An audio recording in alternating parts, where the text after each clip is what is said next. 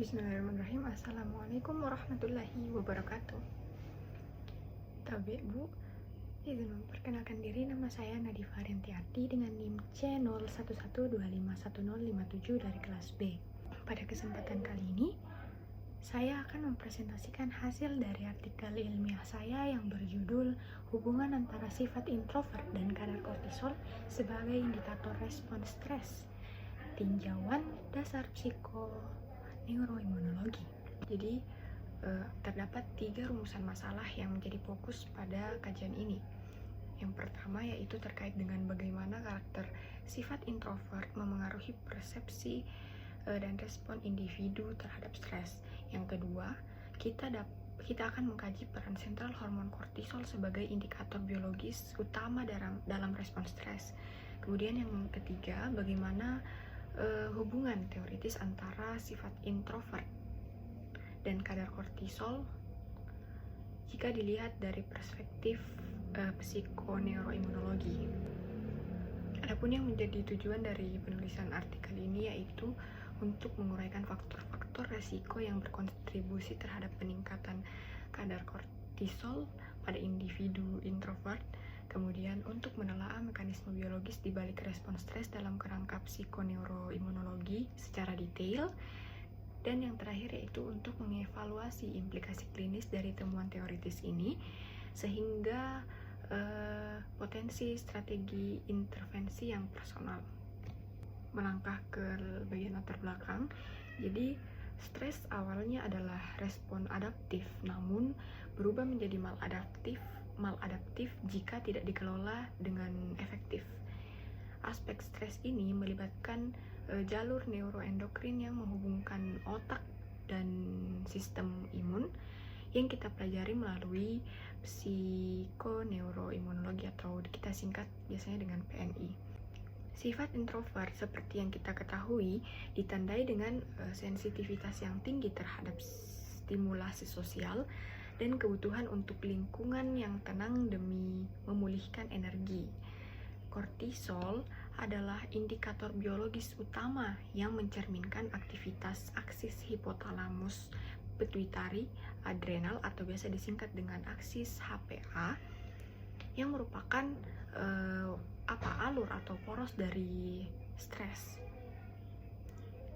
Memahami hubungan antara introvert dan kadar kortisol sangat penting untuk penilaian resiko psikologis dan intervensi yang lebih personal. Itulah mengapa kajian ini diperlukan. Kita masuk ke bagian pembahasan. Jadi dalam pemrosesan stimulus sosial, individu introvert menunjukkan pola regulasi emosi yang berbeda. Mereka memiliki sensitivitas yang lebih tinggi terhadap stimulasi sosial yang intens, yang berujung pada kelelahan kognitif yang lebih cepat saat berinteraksi. Jadi ketika seorang introvert ini berada di dalam situasi sosial yang mungkin terlalu ramai, dia cenderung akan lebih cepat merasa lelah atau kehabisan energi.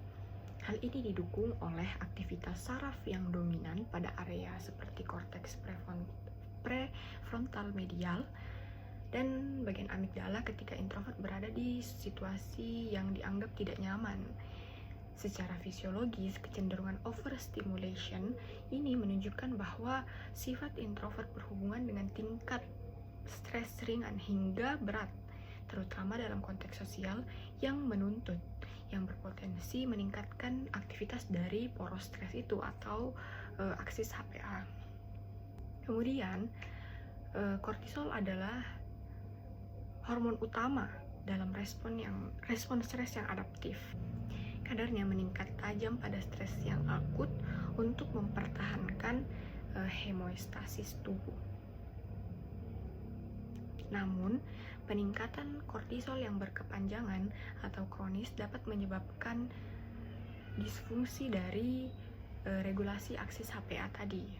Jadi mekanismenya itu ketika ada stimulasi atau rangsangan berupa stres,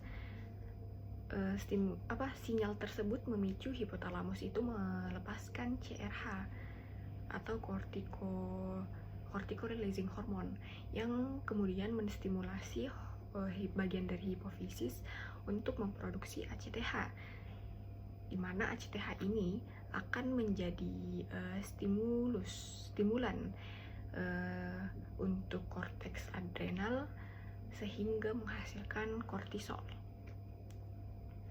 Akibat dari sensitivitas tinggi introvert terhadap lingkungan yang tidak nyaman, frekuensi aktivitas aksis HPA sangat pada mereka itu bisa meningkat secara berlebihan.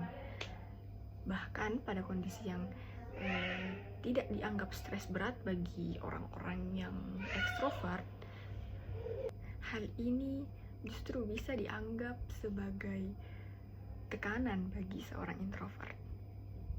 Akibatnya kecenderungan merasakan overstimulation. Kemudian dari segi perspektif psikoneuroimunologi, jadi konsep dari psikoneuroimunologi ini berfokus pada hubungan timbal balik yang kompleks antara pikiran atau psikologis, sistem saraf, serta sistem imun tubuh kita. Stres psikologis yang dimediasi oleh sifat kepribadian dapat mengubah respon imun pula. Secara spesifik, peningkatan kortisol yang bersifat kronis memiliki potensi untuk menekan kerja dari sistem imun. Misalnya, menurunkan aktivitas dari sel neutral killer atau NK dan produksi dari sitokin proinflamasi. Individu dengan sensitivitas emosional yang tinggi yang sering ditemukan pada seseorang yang memiliki kepribadian introvert menunjukkan perubahan respon imun saat menghadapi stres sosial, seperti peningkatan kadar dari IL-6. Hal ini menggarisbawahi bahwa introvert bukan hanya sekedar karakter psikologis saja, tetapi ada hubungannya yang begitu erat dengan respon biologis terhadap stres dari segi sistem saraf maupun sistem imun. Kemudian, strategi intervensi dan pencegahan personal. Intervensi yang efektif untuk introvert harus menghindari tuntutan keterlibatan sosial yang intens. Contoh yang efektif meliputi mindfulness-based stress reduction, relaksasi dengan ritme mandiri, jurnal reflektif, atau terapi berbasis regulasi emosi. Selain itu, menciptakan lingkungan yang memberikan kontrol terhadap ritme interaksi sosial seperti dari microbreaks atau controlled exposure dapat membantu menurunkan respon dari kadar kortisol harian mereka. Untuk kajian yang mungkin akan datang nanti, kita perlu mengintegrasikan teknik neuroimaging dan pengukuran biomarker tambahan seperti alfa amilase dan HRF untuk memperkuat pemetaan respon. Juga kajian longitudinal diperlukan untuk memahami stabilitas kadar dari kortisol pada seseorang yang memiliki kepribadian introvert sepanjang perkembangan hidupnya. Sebagai kesimpulan, sifat introvert secara signifikan mempengaruhi bagaimana cara individu memaknai dan merespon stres, yang memodulasi pola pelepasan dari hormon kortisol melalui sensitivitas sosial dan pemrosesan internal. Pemahaman yang mendalam terkait dengan hal ini sangat penting dalam praktik kedokteran perilaku. Hal ini memungkinkan kita dapat mengembangkan pendekatan yang lebih personal dan lebih efektif dalam mencegah dan menangani stres kronis, khususnya pada individu yang memiliki kepribadian introvert. Sekian presentasi dari saya. Terima kasih atas perhatian dan kesempatannya. Wassalamualaikum warahmatullahi wabarakatuh.